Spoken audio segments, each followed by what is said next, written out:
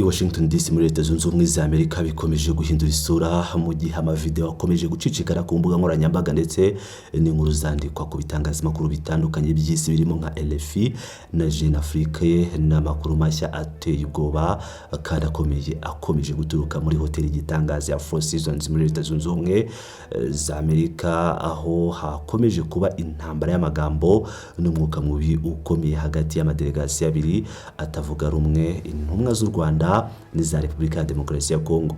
Ni igikorwa cyabaye ku manwa y'ihangu kigatuma abantu bakwira imishwaro muri hoteli, kikaba giteye cyane ku mibanire y'ibi bihugu byombi isanzwe ifite ibibazo bikomeye. Bivugwa ko abatasi ndetse n'abashinzwe umutekano w'u Rwanda bagerageje kwinjira aho umugore wa perezida wa Kongo acumbitse. Ese ubundi ukuri nukuhe? Amakuru ya nyayo nayahe? Tugiye kubiva imuzi byose muri aka kanya.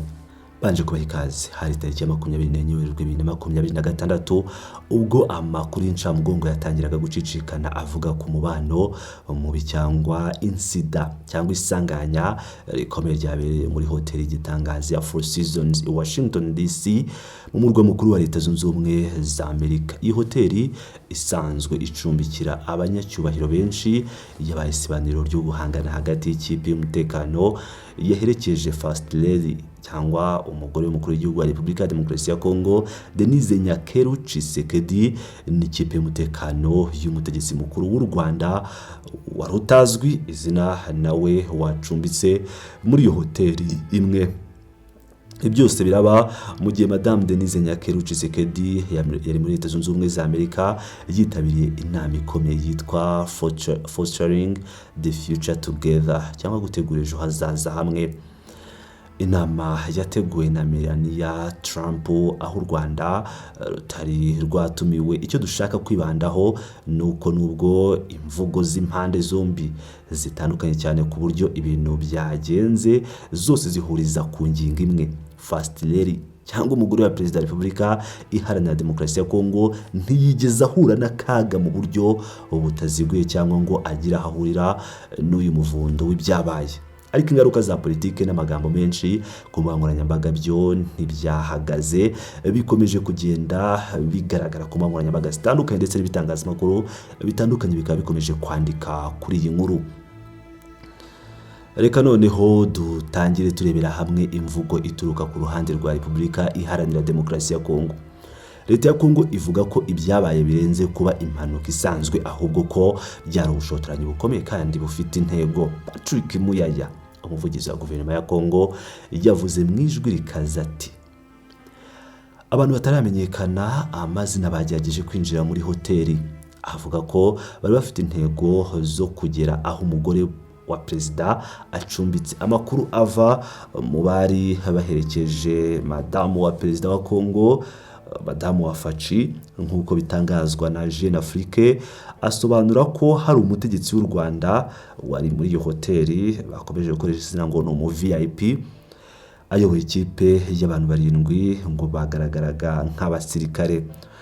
Umwe mu bari muri iryo tsinda rya Kongo yagize ati: umutekano wacu washatse gufata umwe mu bari kumwe wari wageze hafi y'ibyumba by'abanyacyubahiro VIP suites, ndetse bagenzi be bakaba baje bakamukura aho hantu kuva baje kumubohoza nyuma yo gukozanyaho hagati y'abashinzwe umutekano bacu nabo.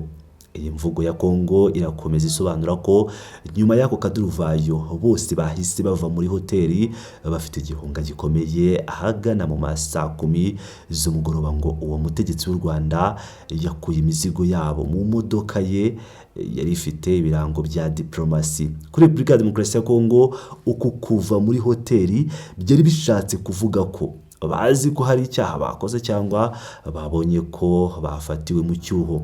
Kugira ngo berekane ko bafite ukuri ku mbuga nkoranyambaga, harasakazwa amashusho 2 cyangwa video 2 zerekana abo bivugwa ko ari abagize amadelegasiyo y'u Rwanda bari kuva muri hoteli. Aya mavideo arerekana abagabo bambaye amakote mu Rwanda dukunze kwita amajampa bari gupakira imizigo mu modoka z'umutekano SUVs.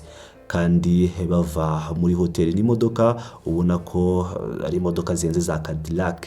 Bagaragara nk'abarakaye cyane kubera ko barimo gufatwa amashusho n'abantu batandukanye, bishoboka ko bari muri delegation ya Kongo. Iri tangazo rituruka ku gihugu cya Repubulika ya Demokarasi ya Kongo rirasozwa n'itangazo ryanditswe na ambasade ya Kongo muri Amerika, rishimangira ko kugerageza kwinjira kw'Abanyarwanda mu gice umugore wa perezida wa Repubulika ya Demokarasi ya Kongo yari arimo byahagaritswe kandi bigakumirwa n'abashinzwe umutekano bari bahari. Bivuga ko ari icyaha gikomeye ku mutekano w'umutegetsi wa Kongo uri ku rwego rwo hejuru.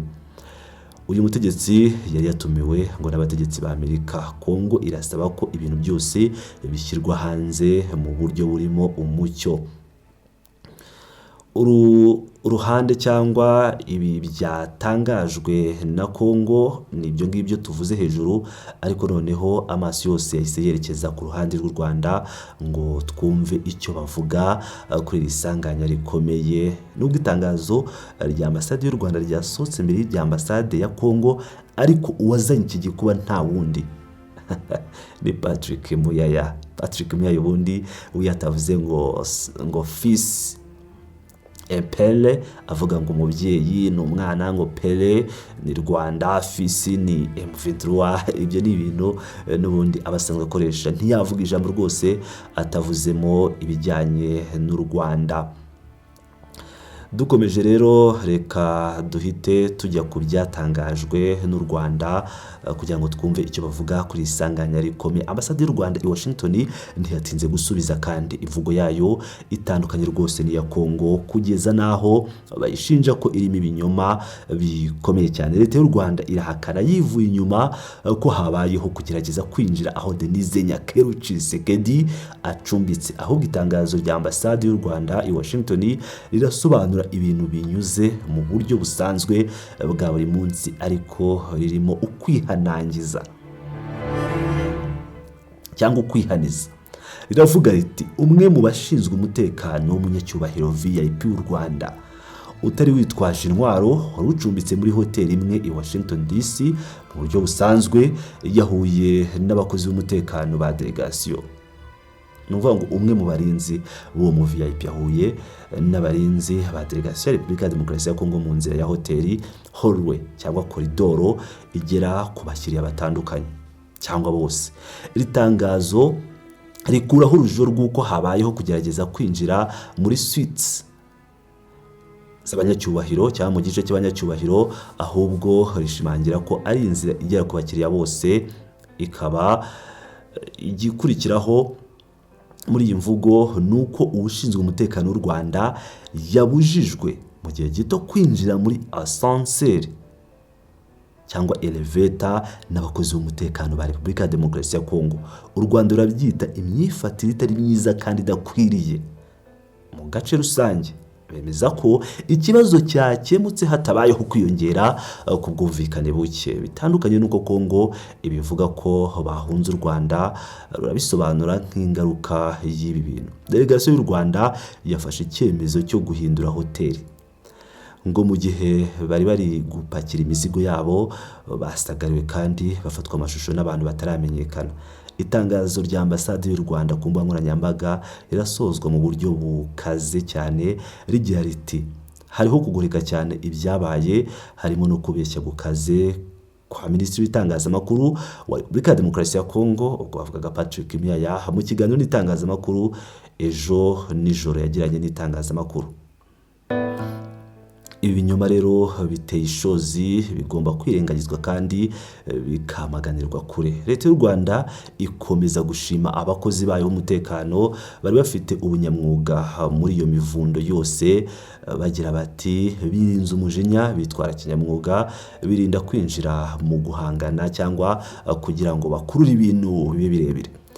Nkuko mwabyumvise rero, impande zombi zivuga ibintu bihabanye rwose, ariko kugira ngo twumve neza ingaruka z'iyi incident cyangwa isanganya ry'i Washington ntitugomba kubireba nk'ikibazo cya asanseri gusa cyangwa nko gufata amashusho cyangwa video. Ibi bintu biri kuba mu gihe umubano hagati y'u Rwanda na Repubulika ya Demokarasi ya Kongo uri ku rwego rwo hasi cyane, kugeza naho hari inkeke y'intambara yiri hagati y'ibihugu bibiri ndetse ikaba yanakomeza ikototera akarere kose. Washington DC muri uku kwezi byari biteganyijwe ko ikimenyetso cy'amahoro yashatse gushyirwaho hagati y'ibihugu byombi kuva tariki enye Ukuboza ubwo hasinywaga amasezerano y'amahoro imbere ya Perezida Donald Trump. Ariko rero kuva icyo gihe amakimbirane yarushijeho kwiyongera. Mu minsi yashize habayeho gukaza umurego w'intambara mu burasirazuba bwa Kongo, harimo gufatwa kwa Uvira n'abarwanyi ba AFC M23, kwiyongera kw'ibitero by'indege zitagira abapilote drones bigabwa na FARDC n'ibihano bya Amerika byafatiwe ingabo z'u Rwanda n'abasirikare bane bakuru mu ngabo z'u Rwanda barimo n'umugaba mukuru w'ingabo z'u Rwanda General Mubaraka Muganga. Ibi rero byahinduye ibintu byose biba bibi kurushaho. Abahagarariye Repubulika ya Demokarasi ya Kongo n'u Rwanda ndetse nanone bari mu mujyi wa Washington ku matariki ya 17 n'iya 18 Werurwe kugira ngo bakomeze imishyikirano kwishyirwa mu bikorwa ry'ayo masezerano. Iri sanganya rero ryo muri Four Seasons, hoteli yo muri Leta Zunze Ubumwe za Amerika i Washington DC, rikaba ryaje ryitura ku mubano mubi wa diplomasi uburiho muri ibi bihugu. I Washington DC rero yahindutse nk'isibaniro ry'intambara y'amagambo kandi no mu bikorwa bito by'umutekano byerekana ko amahoro ari kure nk'ukwezi. Icyakurikiyeho rero kuri iri sanganya ni ugushaka kumenya neza ukuri kw'ibyabaye. Patrick Muyaya, umuvugizi wa guverinoma ya Kongo, yemeje ko bari gukorana bya hafi cyane n'abategetsi ba Amerika kugira ngo bagire amakuru arambuye ku byabaye. No kuvuga basanga batanze ikirego. Amakuru aturuka muri delegation ya Kongo avuga ko ubuyobozi bwa hoteli bwahaye amakuru amwe polisi ya diplomasi, icyo bita diplomatic police, yageze aho ibyo biba kandi polisi yahise itangira iperereza ku rwego rwa hoteli. Delegation ya Repubulika ya Demokarasi ya Kongo yitabiye iperereza kandi ambasade y'u Rwanda nayo yemeye ko abayobozi ba Amerika bayishinze mu buryo bw'akazi kugira ngo bagire ibisobanuro batanga kuri iri sanganya cyangwa kuri ibi byabaye. Kuri Repubulika ya Demokarasi ya Kongo uku guhungabanyirizwa umutekano kugomba kugira inkurikizi.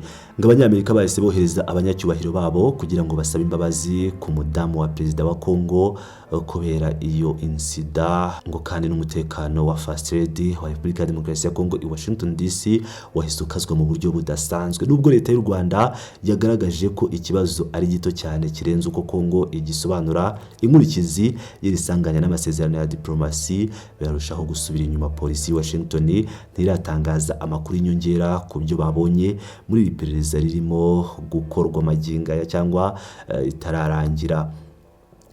Mu gusoza rero guko mwabyumvise, amakuru arimo gushyirwa hanze arahabanye hagati ya Kinshasa na Kigali kuri isanganya ry'i Washington. Nta gushidikanya ko uku kwiyongera ko bushyamirane kuri politike no guterana amagambo gushobora kugira ingaruka zikomeye mu mishyikirano y'amahoro ari gukorwa. Dutegereje andi makuru meza arambuye ari buze guturuka mu iperereza rya Amerika kuri isanganya. Turakomeza rero gukurikiranira hafi iyi nkuru yose kugira ngo tubahereze amakuru y'ukuri n'ubushishozi. Murakoze cyane kudutega amatwi kugeza mu yindi nkuru. Bye bye.